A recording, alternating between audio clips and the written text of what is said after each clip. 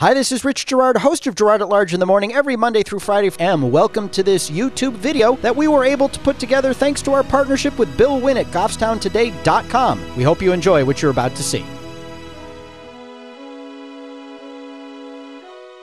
Hello, my name is Caleb Spencer. I live in Newmarket, New Hampshire. I'm here at the State House. I'm here at the State House to stand up and support gun owners' rights, support the Constitution. I just wanted to come out here, and I thought the best sign that I could possibly have today would be to put an AR across my shoulder and show that it's not a mean, scary weapon, that it's a rifle like many other rifles.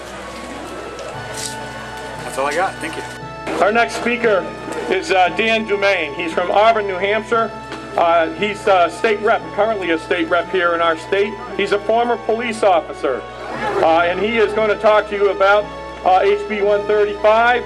Just a little bit more, expand on it, the one that Al was talking about. And he's also a pro-life and pro-gun individual. Please welcome Dan.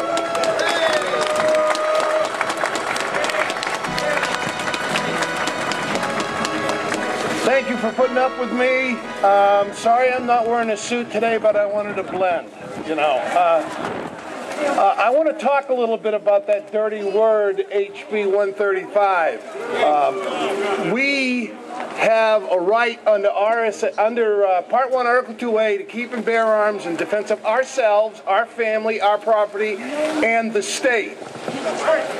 This means, and last I looked, this was the state. That means I have the right to defend you, and you have a right to defend me. That's right. Stay in the mic.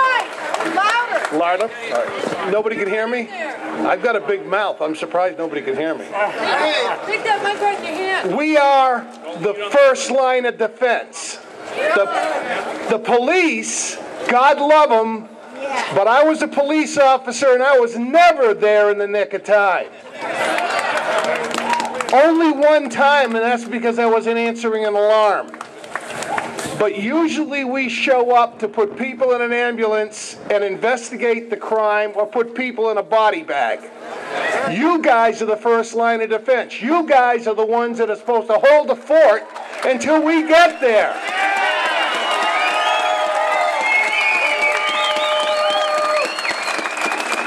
Now I just want to make one point on this bill. There are three unconstitutional parts. One, it flies directly in the face of Part 1, Article 2A, and everybody knows that, because we have a right to defend the state. That means anywhere we can legally be, as long as we're not the aggressors. But how long do you think you have to make the decision to retreat? 10 seconds. To make the decision to use deadly force is a split second.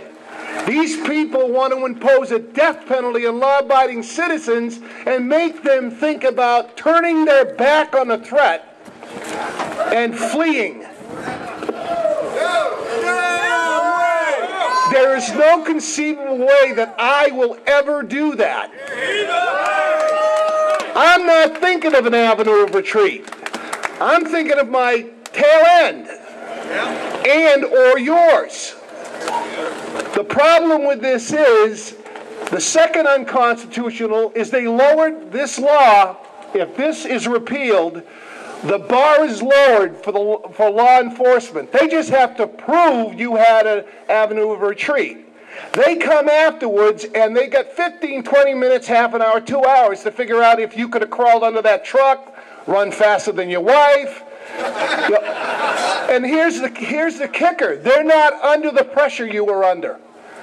Their lives weren't threatened like yours. If this person already knows he's going to use deadly force against you, so you've got a split second to beat him.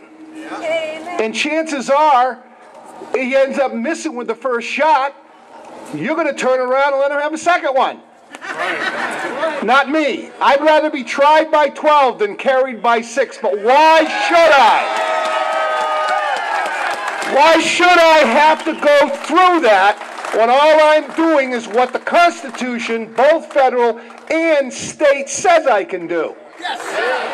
Now here's the other thing. When we were fighting this so-called rule in the House that we cannot keep and bear arms in the House, I asked I assume Democrat, I'm not sure, he was obviously against it. He wanted the rule. I said, does a rule trump our Constitution? No! And he said yes. Nothing trumps our Constitution. Any law that is made in violation of our Constitution doesn't trump the Constitution. And those laws should not be obeyed if they fly in the face of our Constitution. Thank God for sheriffs, constitutional sheriffs like the one we just heard from. When I ran for sheriff, I ran on that platform myself, a Rockingham County Sheriff. I will not enforce, as a law enforcement, any of these laws. I thank you all for coming out. This is going to be a fight in the well, and I'm going to be one of the ones fighting it. God bless you. God bless the United States. God bless New Hampshire.